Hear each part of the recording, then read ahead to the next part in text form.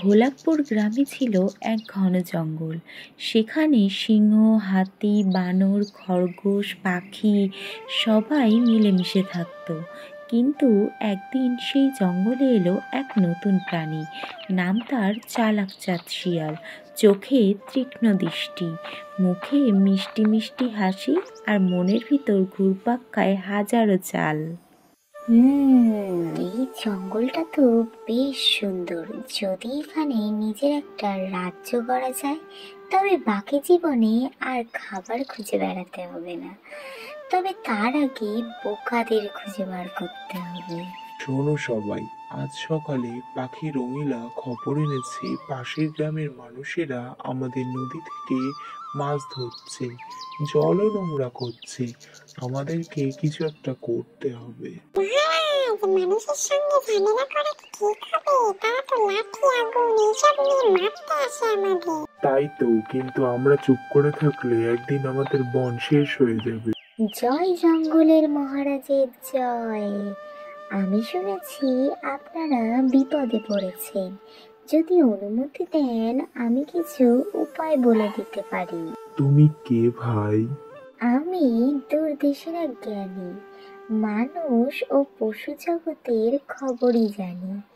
আমার নাম চালাক চাঁদ। নামের মধ্যে চালাক, সাবধান থাকা ভালো। ঠিক আছে, বলো তোমার মত। মানুষকে হারাতে শক্তি নয়, বুদ্ধি লাগে। যদি আমি কিছুদিন তোমাদের পরামর্শ দিতে পারি, তবে গ্রামবাসীরা নিজেরাই পালিয়ে যাবে। ঠিক আছে, তাহলে আজ থেকে তুমি আমাদের পরামর্শদাতা। মহারাজ, আজকের দিনটা আমাকে ভাবার সময় দিন।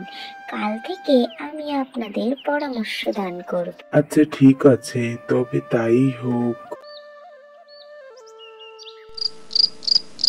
মানুষের সাথে লড়াই করব?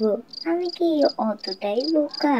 আমার কাজ হলো সবাইকে এমন ভাবে ঘোরানো যাতে আমি রাজা হয়ে যাই। আমাকে নতুন কিছু একটার গল্প ভাবতে হবে।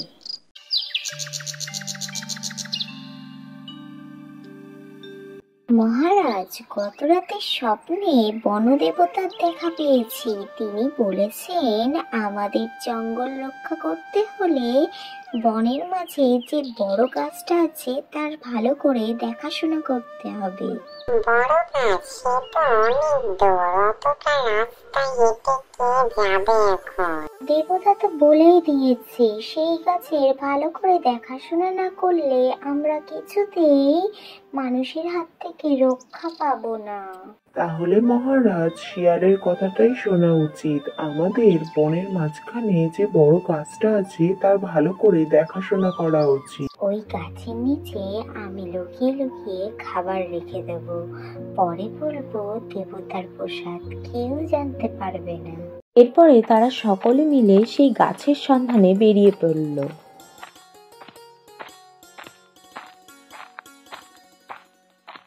এই যে মহারাজ, এই হচ্ছে সেই গাছ। আর ওই গাছের যে কোটরটা দেখছেন, ওর মধ্যেই আছে সোনা লুকানো।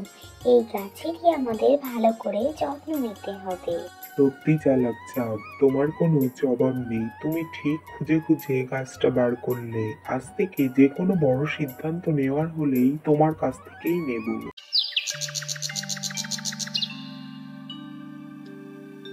শোন খরগোশ, ওই গাছটা ওই চালাক চাঁদ এত তাড়াতাড়ি কি করে খুঁজে পেল বলতো?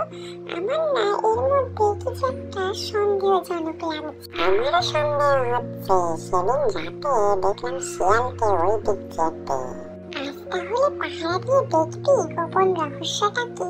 হ্যাঁ রে, তাই করবো। তাহলে চল যাওয়া যাক।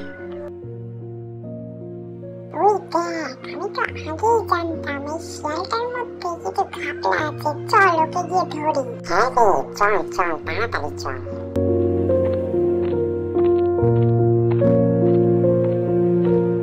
তুমি আমাদের সাথে প্রতারণা করছো, দেবতার গল্পও বানিয়েছো। না না ভাই, তুমি ভুল বুঝছো। আমি আসলে যাচাই করছিলাম গাছটা ঠিক আছে নাকি। তাহলে তুমি ওই কোটরের মধ্যে উকি দিয়ে কি দেখছিলে? আসলে আমি দেখছিলাম দেবতার দানগুলো ঠিক ঠিকঠাক আছে নাকি, না হলে চুরিও তো হয়ে যেতে পারে, তাই না? মহারাজ, আমরা শিয়ালকে ওই বড় গাছের কোটরে উকিঝুঁকি মারতে দেখেছি। ও মনে হয় দেবতার গল্প পুরো মিথ্যে বানিয়ে বলছে। মহারাজ, তারা আমাকে হিংসা করে, আমি জ্ঞানী বলে সহ্য করতে পারি না। আপনি তো জানেন আমি কেবল আপনাদের জন্যই কাজ করি। মহারাজ, রাতে কিন্তু আমরা নিজের চোখে দেখেছি। দেখেছো মানেই তা সত্যি হবে? আমি তো গাছ পাহারা দিচ্ছিলাম। ঠিক আছে, নিজেদের মধ্যে আর ঝগড়া করতে হবে না। আজই পাহারা দিয়ে দেখবো কে সত্যি বলছে আর কে মিথ্যা বলছে।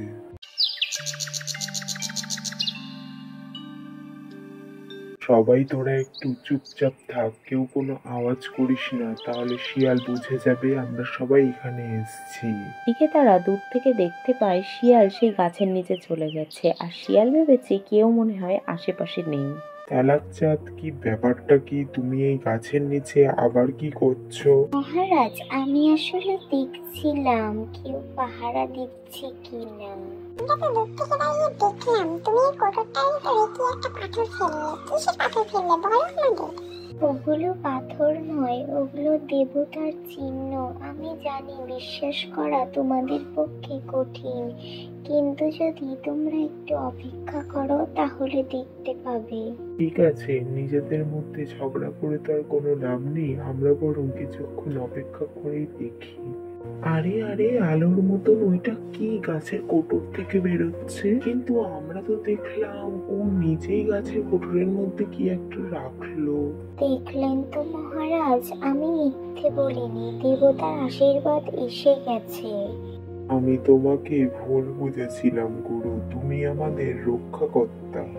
সবই দেবতার ইচ্ছে মহারাজ, কিন্তু এখনো একটা বিপদ দেখছি। মানুষরা বুঝে ফেলেছে এই গাছের কোটরে রত্ন আছে, তারা আসবে লুট করতে।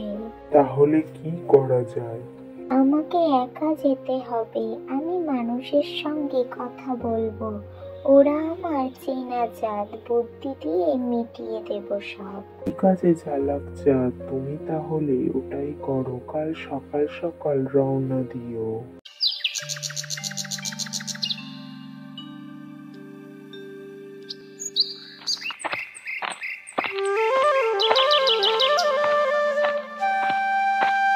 এই শিয়াল, তুমি আমাদের গ্রামের মধ্যে ঢুকেছো কেন? নমস্কার ভাই, আমি দুর্দেশের পণ্ডিত শিয়াল চাঁদ। শুনেছি তোমাদের এই জঙ্গলে নাকি একটা গাছের কোটরে রত্ন আছে। তুমি কি করে জানলে এইসব ব্যাপারে? বনদেবতা আমাকে পাঠিয়েছে, গাছের যত্ন নিতে হবে। যদি কেউ ভুল করে সেই গাছ ছুঁয়ে ফেলে তাহলে তার উপর দেবতার অভিশাপ লাগবে। তাহলে আমরা কি আর ওই বনের ভিতর আর নদীর ধারে যাব না? ঠিক তাই, বনদেবতার আশীর্বাদ ধরে রাখতে হলে সবাইকে দূরে থাকতে হবে। তাহলে আমরা তাই করব, এবার থেকে তুমি যা বলবে তাই শুনবো আমরা। কথা বলে লোকটা সেখান থেকে চলে গেল, আর শিয়াল মনে মনে বলতে থাকলো, এবার মানুষকে বোকা বানাতে পারলাম। এখন থেকে রাজা আর গ্রাম দুদিকেই আমার রাজত্ব থাকবে। অন্যদিকে সিংহ আর বানর নিজেদের মধ্যে কিছু কথাবার্তা বলছিল। সেই সময় রঙিলা পাখি উড়ে এলো। শিয়ালকে আমি গ্রামে দেখেছি, সে বলছে গাছের দেবতা নাকি ওর বন্ধু। আরো অনেক অনেক মিথ্যা কথা বানিয়ে বলছে গ্রামের লোকেদের। এবার আমি বুঝলাম ও আমাদেরকে আর মানুষকেও বোকা বানাচ্ছে। ওকে ধরা দরকার, সবাই প্রস্তুত থেকো, কাল সকালেই ওর বিচার হবে। তুমি প্রতারণা করেছো আমাদের সাথে, দেবতার নামেও মিথ্যা কথা বলেছো, মানুষকেও ভুল পথে চালনা করেছো। কি বলবে এবার নিজের পক্ষে? মহারাজ, আমি সত্যিই আপনাদের ভালো চেয়েছিলাম। যদি আমি দেবতার নাম না বলতাম, কেউ কি ওই গাছকে যত্ন নিতে, আর মানুষদের ভয় না দেখালে তারা জঙ্গল কেটে ফেলতো। তোমার বুদ্ধি খারাপ ছিল না, কিন্তু উপায় ভুল ছিল। জানো তো, ভালো উদ্দেশ্যে মিথ্যে কথা বললেও শেষটা খারাপই হয়। তোমার বুদ্ধি আছে, কিন্তু বিশ্বাস হারিয়েছি, তাই তোমাকে আমরা জঙ্গল থেকে বের করে দেব। যাও, নতুন জায়গায় গিয়ে সত্যি ভালো কোনো কাজ করে দেখাও। মহারাজ, আমাকে আরেকটা বার সুযোগ দিয়ে দেখো।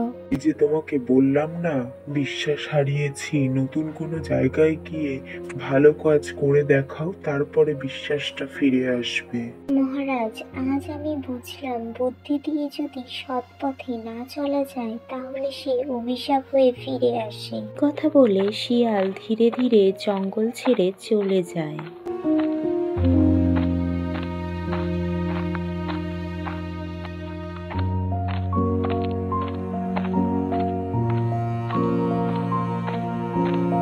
তোমাদের জন্য প্রশ্ন থাকছে, শিয়াল গ্রামে গিয়ে নিজের কী নাম রেখেছিল?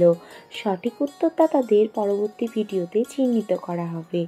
দেখা হচ্ছে তোমাদের সাথে নতুন আরেকটি ভিডিওতে।